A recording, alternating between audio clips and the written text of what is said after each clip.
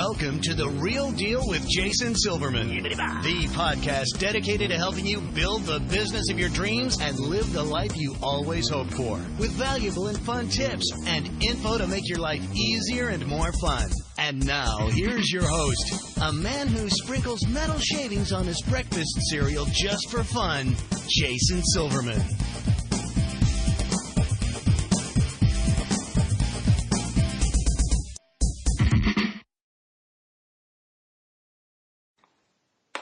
Hello, everybody, and welcome to The Real Deal with Jason Silverman. I'm your host, Jason Silverman, and I'm thrilled to share some time with you once again today. As you know, I am always on the hunt for interesting as well as super smart or real deal guests, and I got to tell you, today's show is a winner. I want to introduce my listeners to somebody who's truly been there and done that, and I'm excited to pick her brain for your benefit today. And as many of you know, it's really also for my benefit as well. It's one of the cool goodies of running your podcast. Now, for the folks who I work with in any of my coaching programs or my mastermind group or through Powerful Words Character Development, you know how much I focus on leadership, right? Well, this show is going to help us to take a look at that in a number of different and, I believe, important ways. So today it's going to be my honor and privilege to share an amazing resource with you. You're going to love today's guest. She's got a ton of valuable info about what I consider to be one of those topics that helps us go from good to great to even better. So I want you to strap yourself in. Today's show is going to be a blast.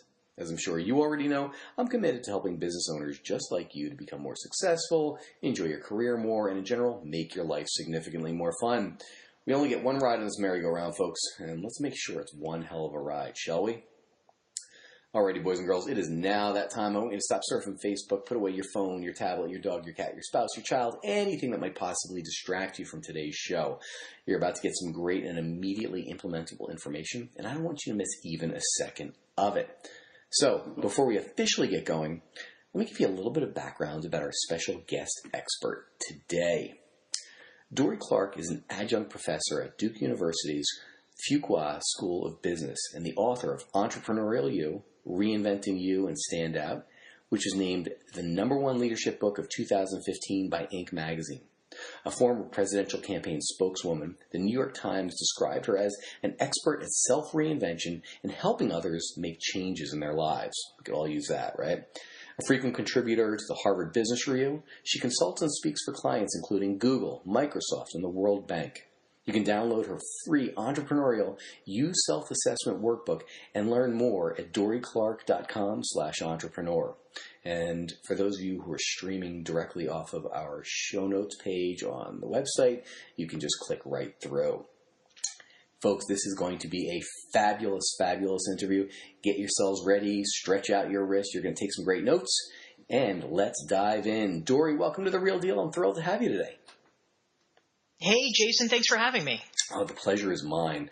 So, before we get started, for those who haven't yet had the opportunity and pleasure of meeting you or hearing you speak or reading your books, take a second, if you would. Would you share your story with our listeners? What are you passionate about? What makes you tick? Who is Dorie Clark?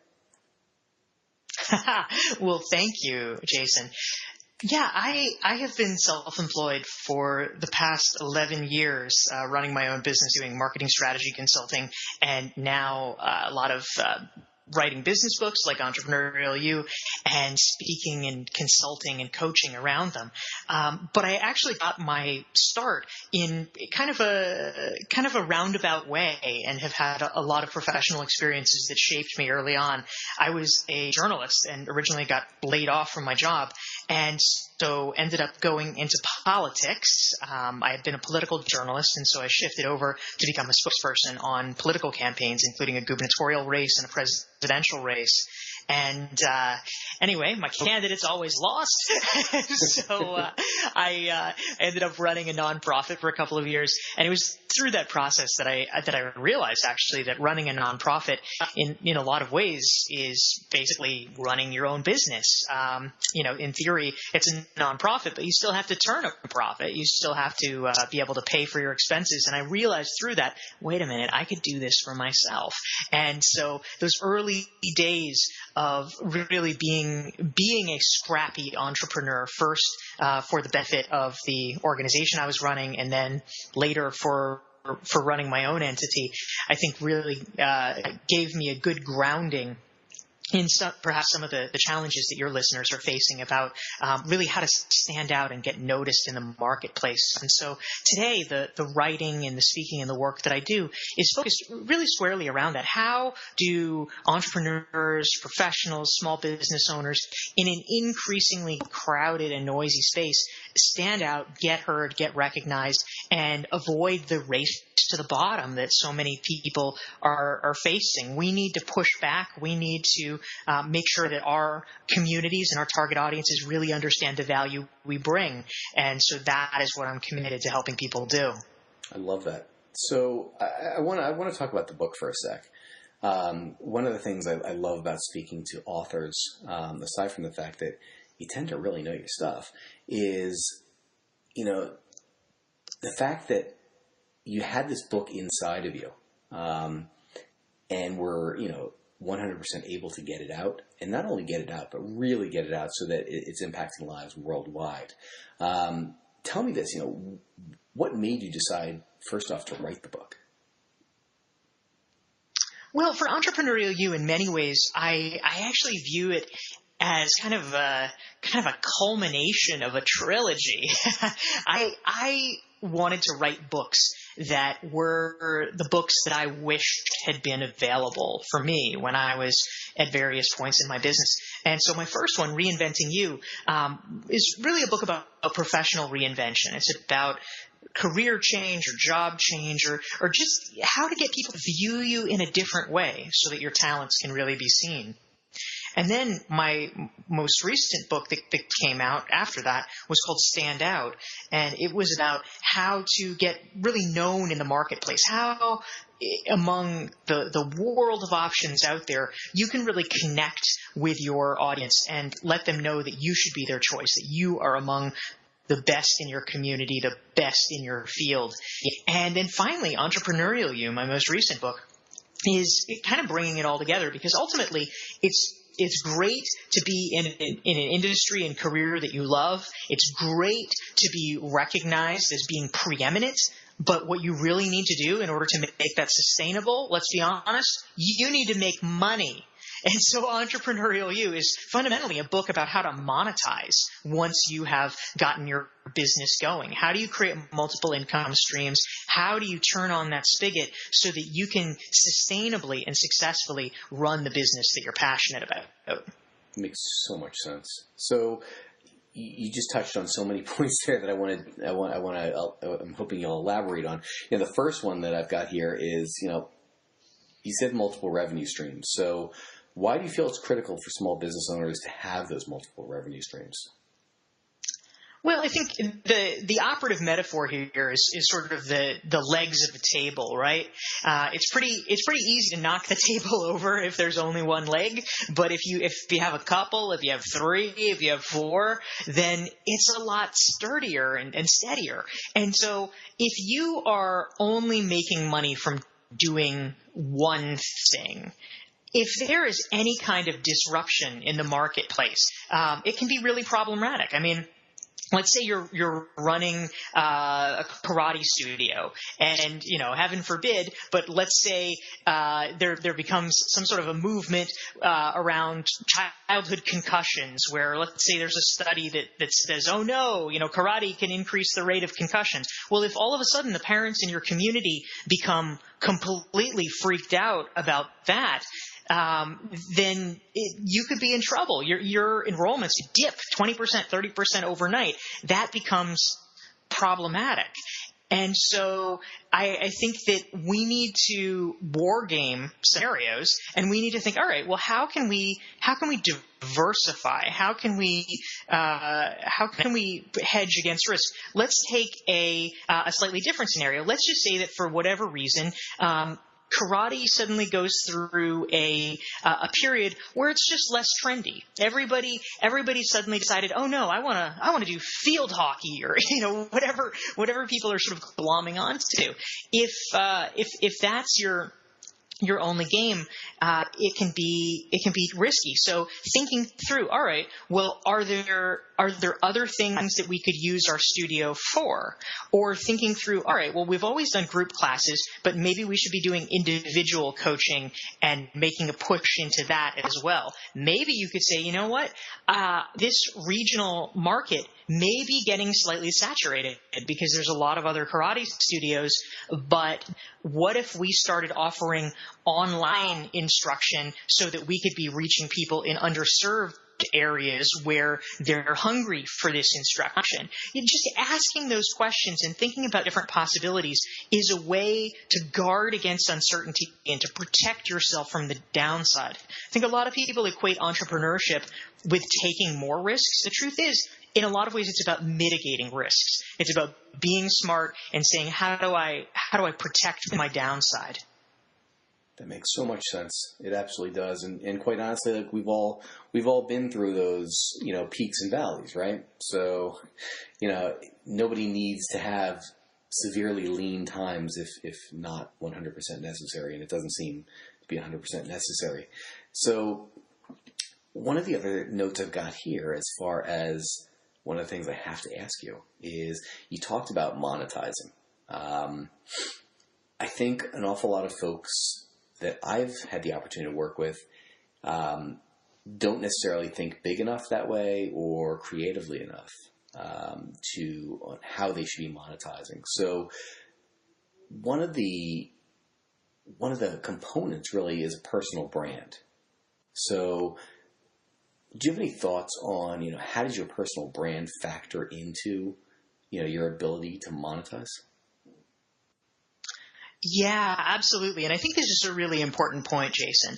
So sometimes people think that having a strong personal brand is, maybe it's a nice to have, but it's not that important.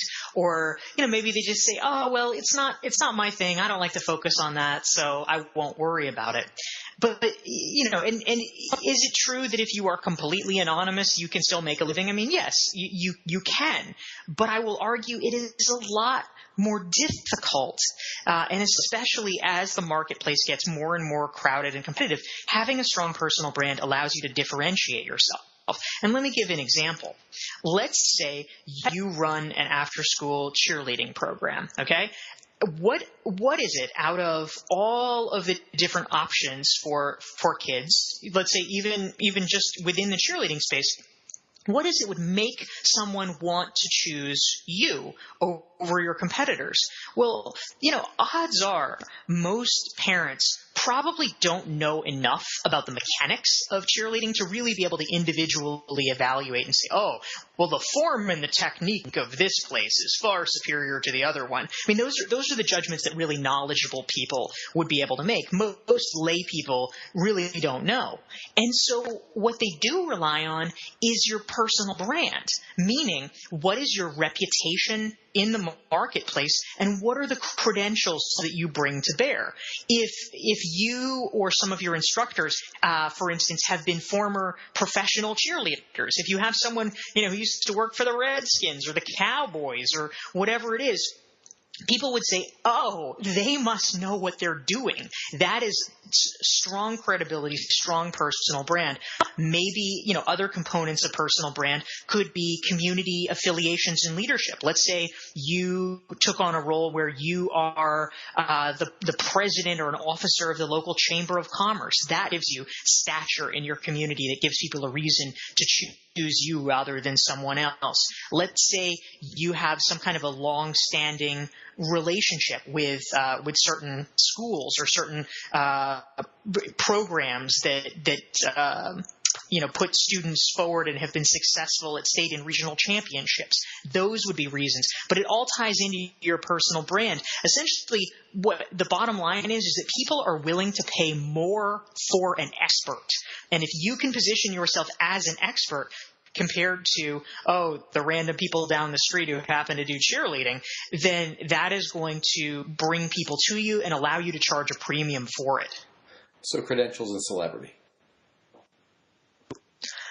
Basically, I have a formulation that I've developed. I actually created last year an online course called Recognized Expert, which really helps professionals walk through that process of how to become a recognized expert in their field.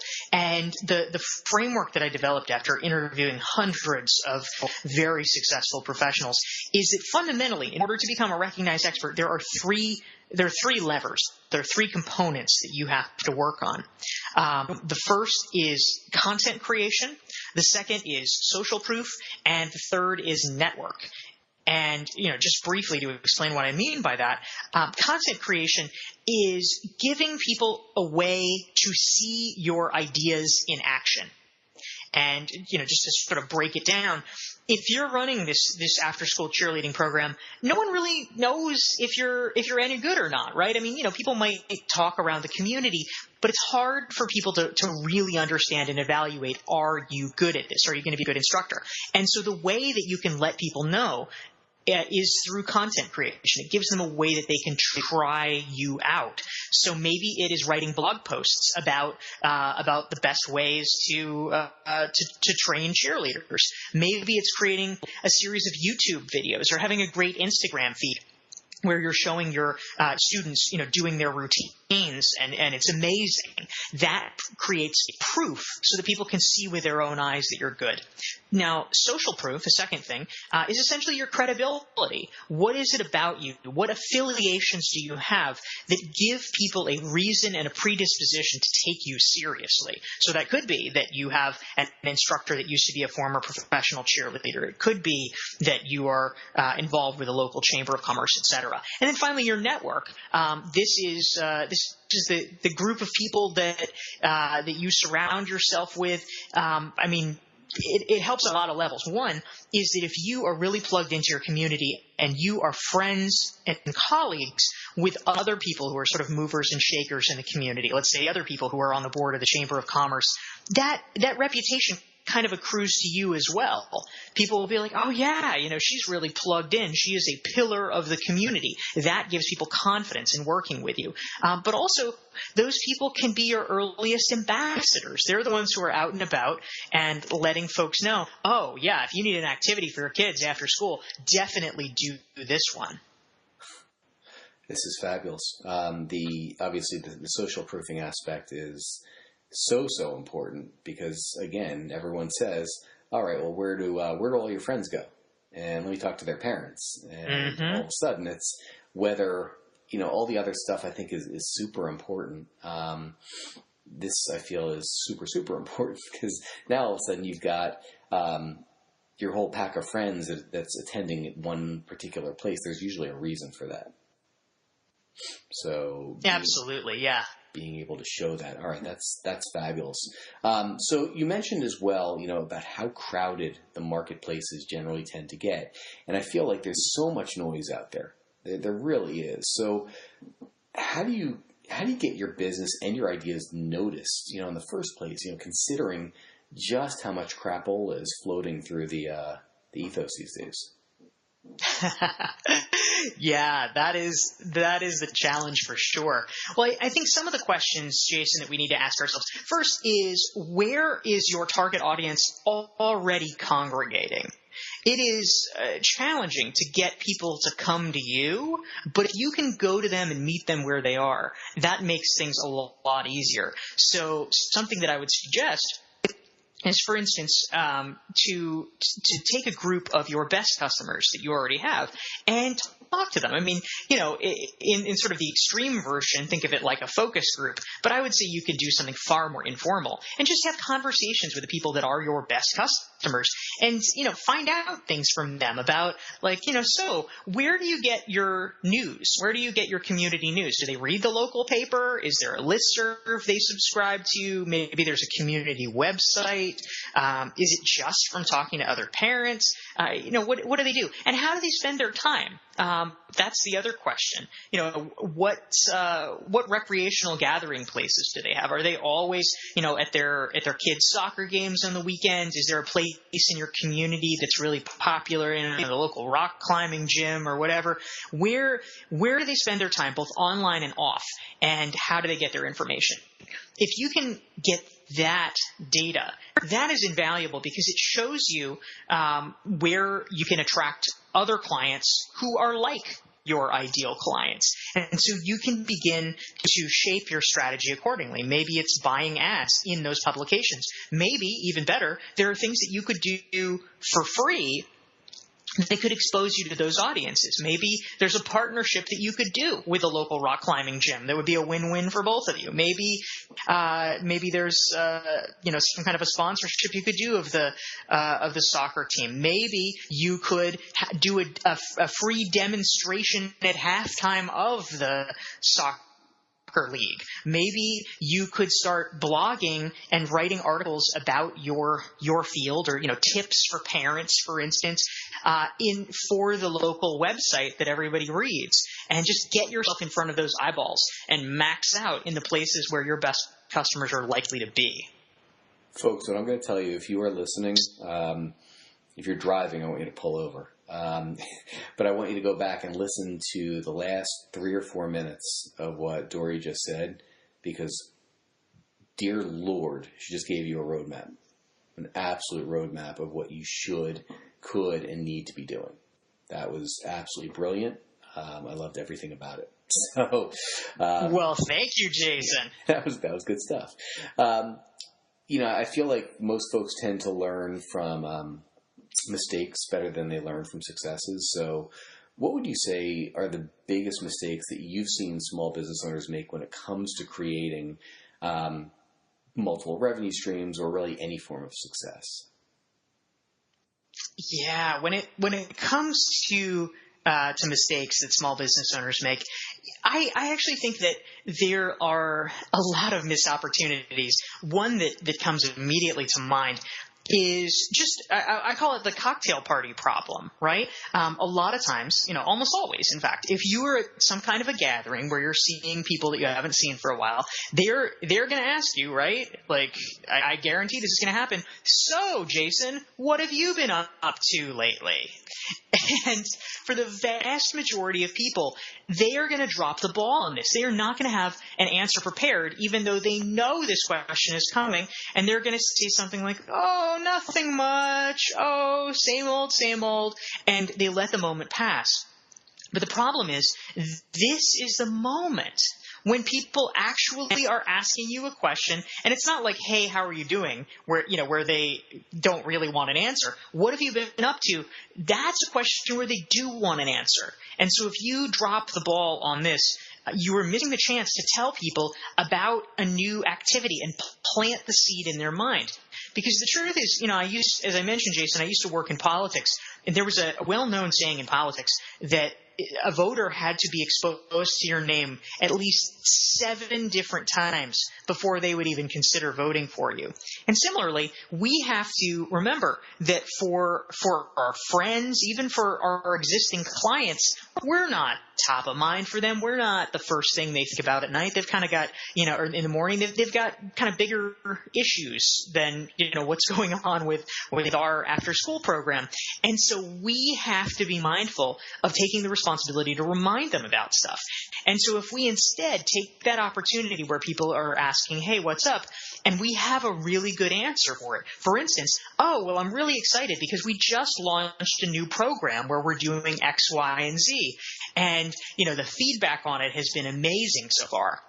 Just whatever it is, to get it out there, it implants it in people's minds, it makes it relevant, and it enables them, frankly, to be a better ambassador for us. Because even if it's not relevant to them, if they go to their friends and, their friend says, oh, gosh, I really haven't figured out what to do with my 11-year-old this summer. Well, now they have this thing in their head. They can say, oh, have you heard about the new program that Jason is offering? That sounded pretty cool. Maybe you should talk to him.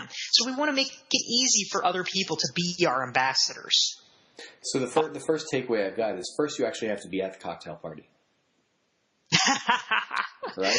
That's right. That's right. And it's interesting only because I had a conversation with a client probably about 2 months ago. And I was talking about, well, are you out there? Do people see your face? And she said, well, I really don't like the whole networking thing. I really don't like to really go to those kind of things.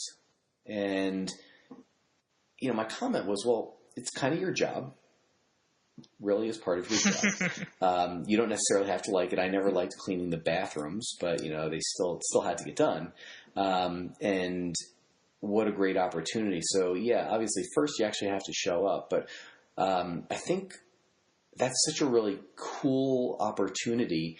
Again, not that you're selling somebody, but again, to turn a whole bunch of somebodies into your brand ambassadors sounds brilliant. Yeah, thank you, Jason. I think it's right on. I think if more people did this, it could definitely drive results. Well, yeah, and not in a sleazy kind of, hey, you want to buy this used car kind of way, but more along the lines of, gosh, that sounds really interesting, and no, I don't have any kids, or my kids are older, or my kids are toddlers, and that's not appropriate. But gosh, that sounds so exciting. Let me tell my 4 or 5 closest friends about it. So, all right, that's really cool. Yeah, absolutely. I like that. I think you've put your finger on something, because sometimes people are afraid to promote themselves at all because they think that it's going to come off as bombastic and obnoxious or whatever. But the truth is, there is a big difference between informing people and doing a hard sell. You do not have to do a hard sell. In fact, I caution you, you should not, because people don't like it. It feels weird. It feels icky. It backfires. But that's not the only way. Literally, some people, because they're so nervous about rejection or about coming on too strong, they just don't even tell people about what they're doing.